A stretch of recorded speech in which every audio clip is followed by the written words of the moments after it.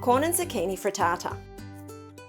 Heat oil in an oven-proof 20cm non-stick frying pan over medium heat.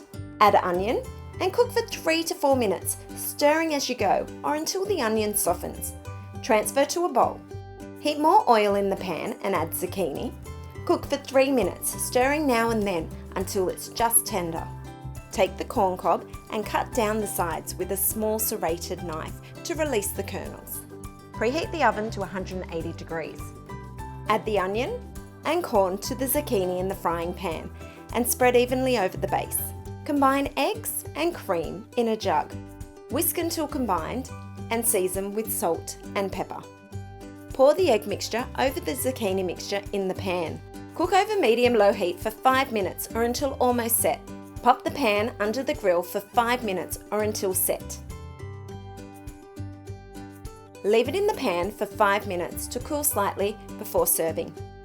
This frittata is delicious topped with a rocket, tomato and goat's cheese salad. For the full recipe, see the description below. For more quick dinners, head to our Easy Weeknight Meals playlist here.